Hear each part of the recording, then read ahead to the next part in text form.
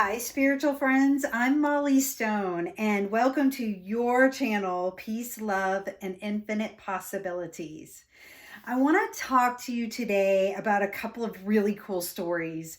One is personal to me, and then one I learned about on a YouTube channel that I listen to called Near Death Experiences. I totally jam out on those. I wish I had one, and then I think about the death part, and I'm like, no, that's okay. I'll just live vicariously through these people. So one of the stories I heard was a gentleman that's in his 50s.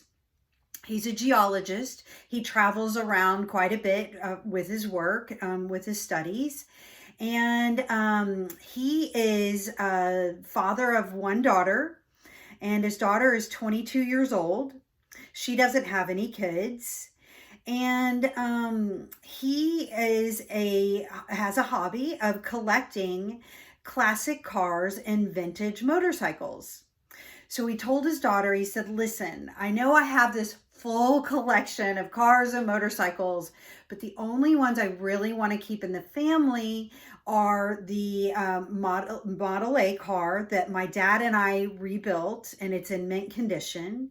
And he said, and then my Honda XL 250, which was my first big motorcycle, and it also was in fantastic condition. So he said, you can do anything anything else you want with my collection after I pass on, but those two please keep in the family.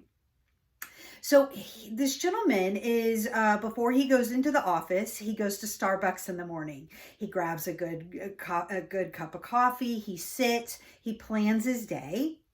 And so that morning he had driven his Honda XL 250 to Starbucks and parked it outside.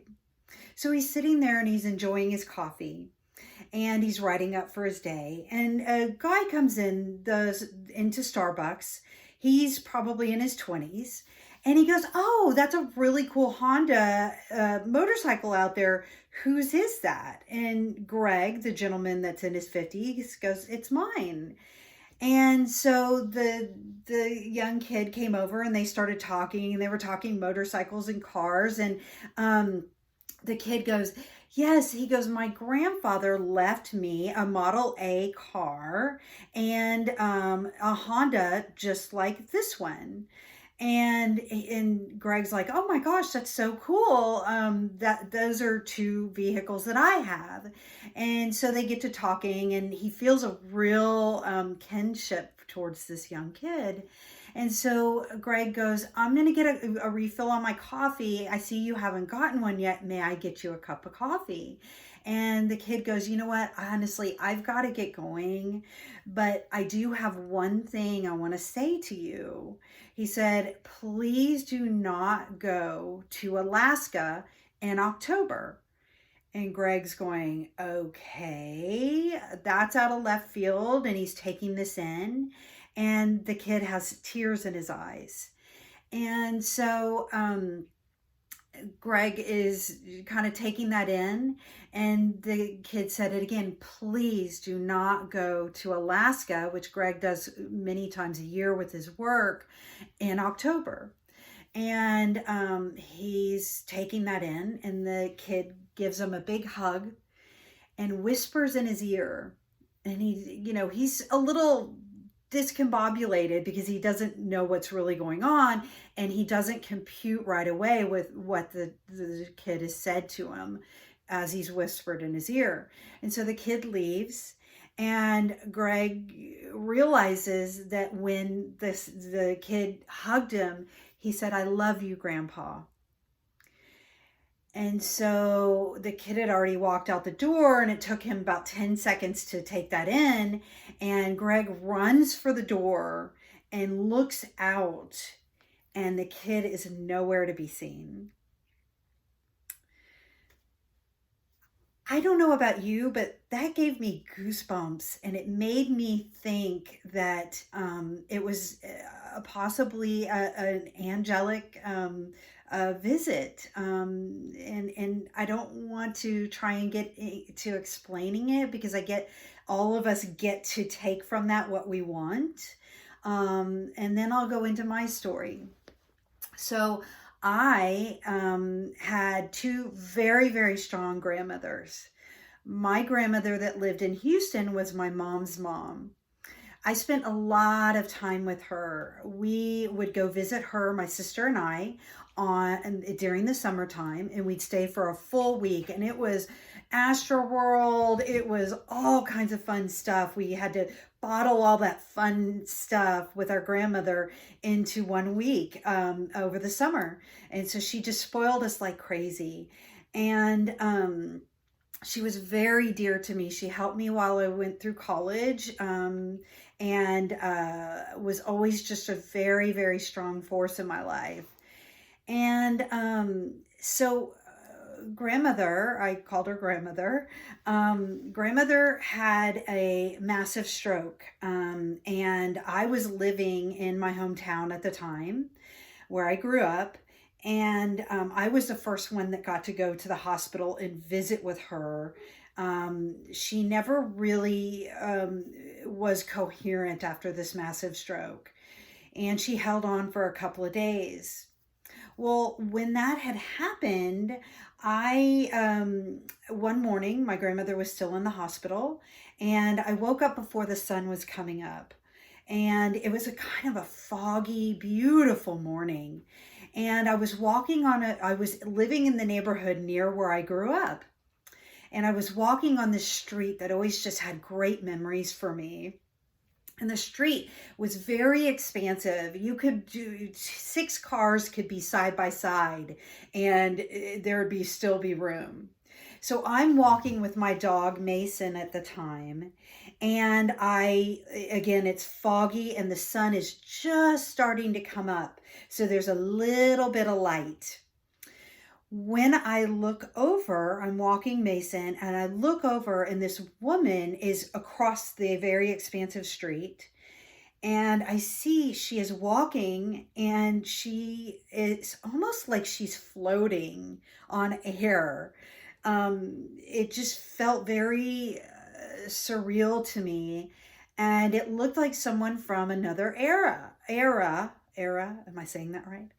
And I noticed, I said, that looks like grandmother from back when she was a younger lady. And I looked down for a moment after she has passed me. I mean, I'm staring at her as she goes past me. I'm staring. And then I look down, and then I look back up, and she's no longer there. My grandmother died a day later.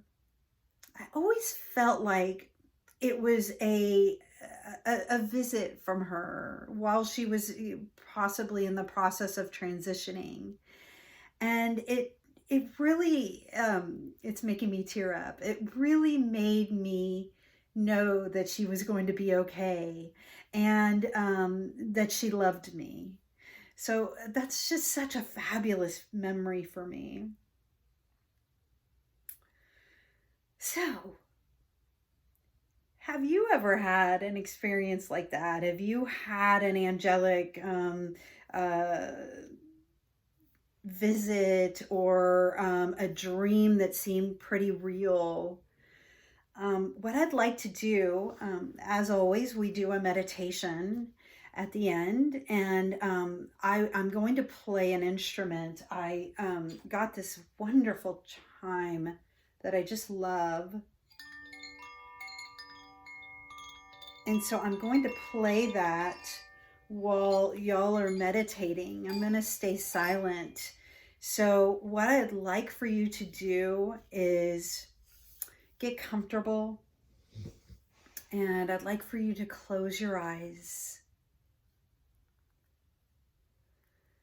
And I'd like you to take your breath in,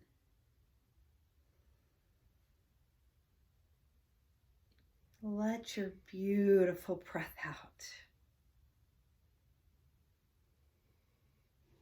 Take your breath in and release your breath.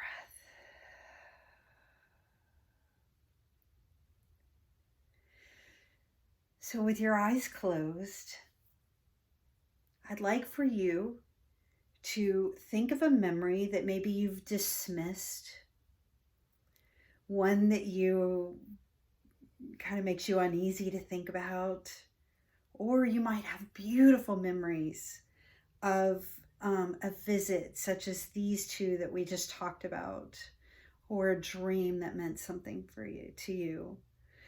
So take that in, and I'm going to give you some time to breathe in and breathe out.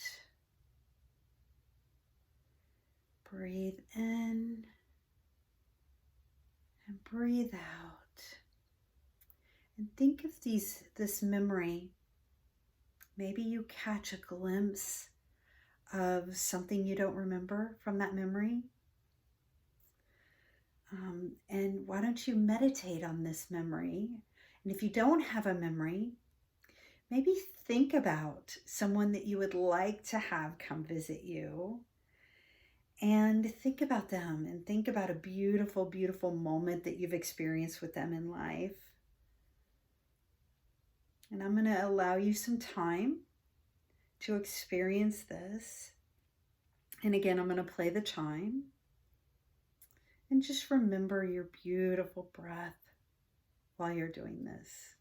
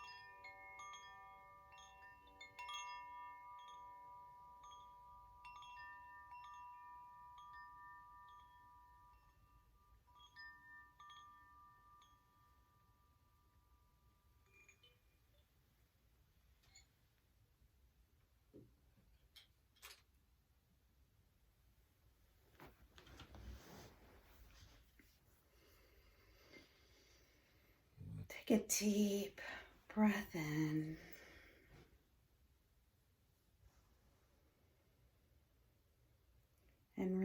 release your breath.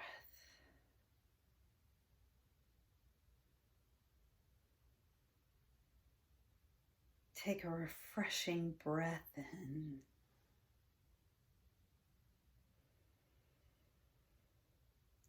And release.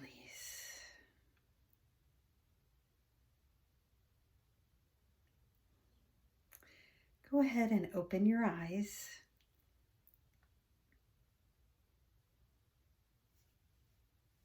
Hopefully you have a smile on your face and you were able to think of a beautiful memory or re-experience a visitation that you might have had or a dream that meant something to you. So for this next week, if you would like to do a task, I would ask that you take this experience or an experience that you've had and write it down. Make a record of it.